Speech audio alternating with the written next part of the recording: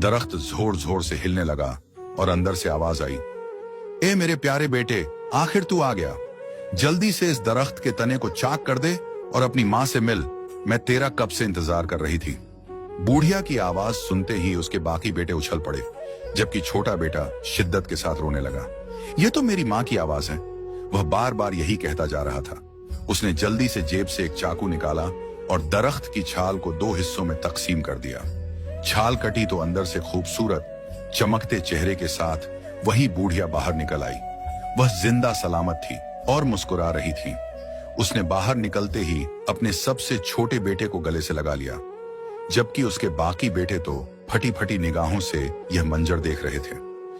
ये सब कैसे हो सकता है? अम्मा जिंदा कैसे हो गई? इसे तो हमने अपने हाथों से पकाकर खा लिया था। बूढ़िया के बेटे ने कहा तो अल्लाह वाला बोल उठा, यह अल्लाह का मौजजा है। जिस दीन इस्लाम को तुम लोग बुरा भला कहते हो, उसके मुसलमान बनने के तोहफे के तौर पर इस लड़के को उसकी माँ वापस मिल गई है और तुम लोगों को भी तुम्हारी सजा मिलकर रहेगी। अल्लाह वाले का इतना कहना था कि बूढ़िया के 6 बेटों के चेहरे खौफ से पीले पड़ गए। अचानक ही साकित माहौल में जैसे तूफान सा आ गया। इतनी जोरदार हवा चलने लगी कि उनको अपने पैरों पर खड़ा रहना मुश्किल हो गया। जोरदार हवा जल्द ही आंधी में तब्दील हो गई। बूढ़िया के 6 बेटे जहां खड़े थे, उन्हें कदम जमाए रखना मुश्किल हो गया। हवा उन्हें तिनकों की तरह उठा उठाकर इधर उधर पटकने लगी। उनके जवान जिस्म रुई के गालों से भी हल्के हो गए। बूढ़िया ने जल्दी से अल्लाह वाले और अपने छोटे बेटे का हाथ पकड़ा और दरख्त के साए में हो गई। सिर्फ दरख्त के साए में ही हवा का जोर न था। बूढ़िया, अल्लाह वाला और बूढ़िया का आखिरी बेटा सुकून से दरख्त के नीचे खड़े रहे, लेकिन बाहर आंधी ने तबाही बरपा कर रख दी थी। आंधी इस कदर शदीद थी कि बूढ़िया के 6 बेटे कभी यहां गिरते तो कभी वहां। जमीन पर जाबजा निकले, पत्थर थे, पहाड़ी जमीन थी।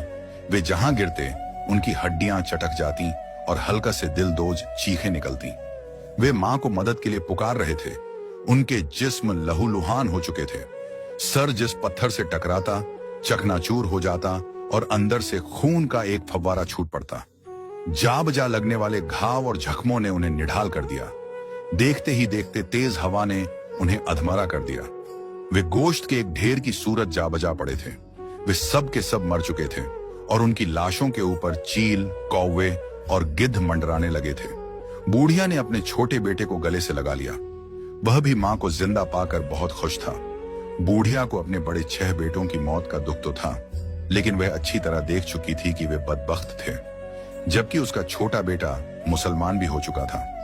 बूढ़िया बारी बारी अपने हर बेटे की लाश के पास गई। लाशों की हालत देखकर उस बूढ़िया की आंखों में आंसू आ रहे थे, मगर वह जानती थी कि उन्होंने जो कुछ किया था, यह सब उसी का अजर था। आखिरकार बूढ़िया ने अपने बेटे का हाथ पकड़ा और वापस अपने घर की जानिब चल पड़ी। अल्लाह वाले ने उन्हें जाता देखकर हमेशा खुश रहने की दुआ दी। बूढ़िया का छोटा बेटा बहुत खुश था कि आखिर उसे एक सच्चा मजहब भी मिला, जिसकी वजह से उसने अपनी मर जाने वाली मां को भी दोबारा पा लिया था। सुभान अल्लाह। प्यारे दोस्तों, आज का खूबसूरत सा वाकया उम्मीद करता हूं आप सबको बहुत अच्छा लगा होगा। मजीद ऐसे ही वाकयात सुनने के लिए हमारे चैनल को सब्सक्राइब कर लें। शुक्रिया।